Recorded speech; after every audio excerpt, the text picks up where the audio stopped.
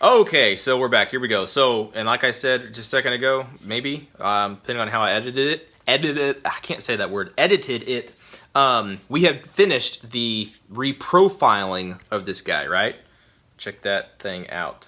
I think it actually feels really good. I know I hate it when people do that, and I think I've said that in other videos before, but you can't feel what I'm feeling, and I'm saying, with that undercut, that really feels good. It's nice and slick, nice and smooth. It's nice and sanded. It's good. Everything else, I don't feel a bunch of major bumps or anything. It actually feels very smooth, which is the exact opposite of what we're trying to do. But I took down those nubs, and you could barely feel where they were and feeling that, but you can't really see it. Back here, I took some pictures. You can kind of see where the ribs were, but you can't really feel it. So that's fine. So now comes one of the most tedious parts, whatever. Two parts to the last step, okay? Step one is you got to outline everything that you want to do. And I think last time I just used it was a felt point pen, a felt tip pen, just to outline everything, okay? Because you can scrub all that off with alcohol or whatever. And then comes the tedious part of actually stippling. And like I mentioned before, what I've got is the just a Wheeler, I guess. I don't even remember. I think I got this from Lowe's or something like that. Anyway, and I took the tip, right, because I have different tips that you can use, and I took the tip, and I don't want to take it all the way out right now, but they just screw in, right, and I bent it into a 90-degree angle, and I sharpened the tip, so I can use this thing almost like a pencil, and I'll be able to go along and do my little dabbing instead of sitting there punching at it like this, and get a lot more consistent, even stipple job. So I'm going to let this thing heat up for a second while I outline, and then we'll stipple. But I can't stress enough your prep work. Prep work is everything as far as I'm concerned. Like with painting and with this kind of stuff, you do your prep work, because if you don't, then you're going to be going back and trying to fix things, and it's just a pain in the butt. You don't want to do that. But yeah, if you wanted like a Gen 1, I think Gen 1s are like this, weren't they? Just no anything. Anyway, but here we go. We're gonna get to it. Okay, so now we're tracing it out. Woo, that thing's hot. Should burn ourselves off with that. All right. Sharpen a felt pen, a Sharpie. Now I just got to mark out where I want to go.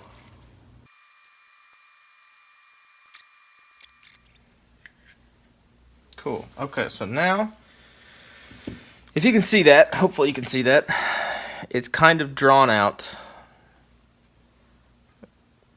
There we go. It's kind of drawn out. You can see the outline. Tried to make it as clean as I could. And now all we got to do is, just like when you're learning to color, you just got to do your outline, and then you got to fill it in little by little. That's all you got to do. Not very hard, but you got to do it. All right, so we're going to start out like we did with this guy. Start out up here. And tell you what, I'm going to try to zoom in a little bit for y'all so you can actually see.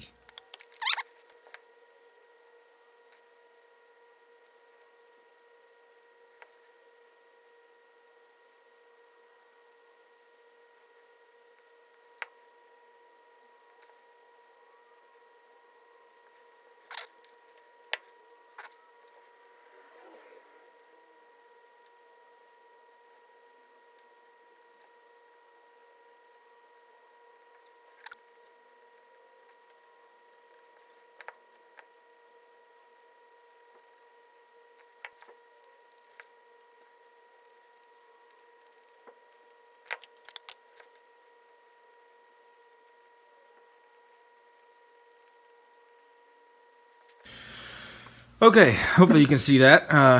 We got basically all the, I'll take autofocus off, here we go. We got the outline done pretty much from what I can tell. And now we'll just go back and fill it in. I'll start over here with these parts. Wow, looking at it in the camera, that does not look that straight, but oh yeah. Okay, I'm doing our best though. Excuse me, burp. Okay, so now we just go back and fill it in.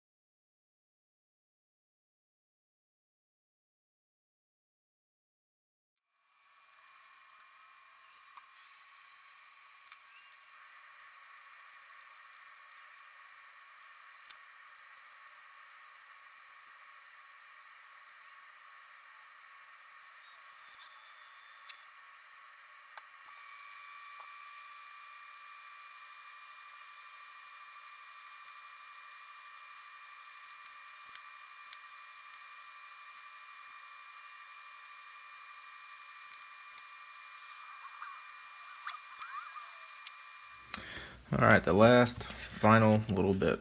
Holy cow.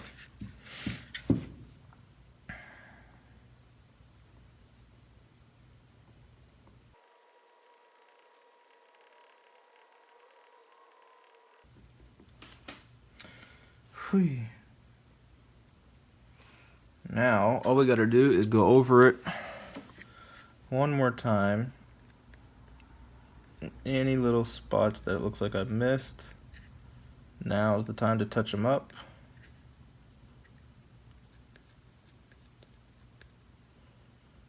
Make sure all the lines are nice and straight.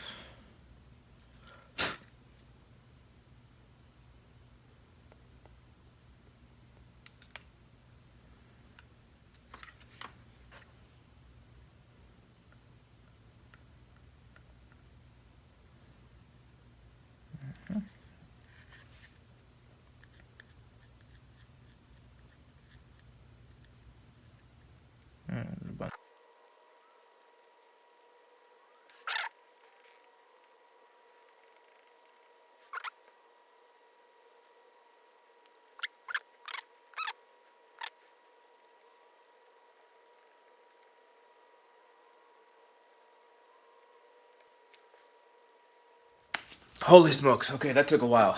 It took a long while. Wow. Okay. Yeah, it's like it took at least 3 hours to do that.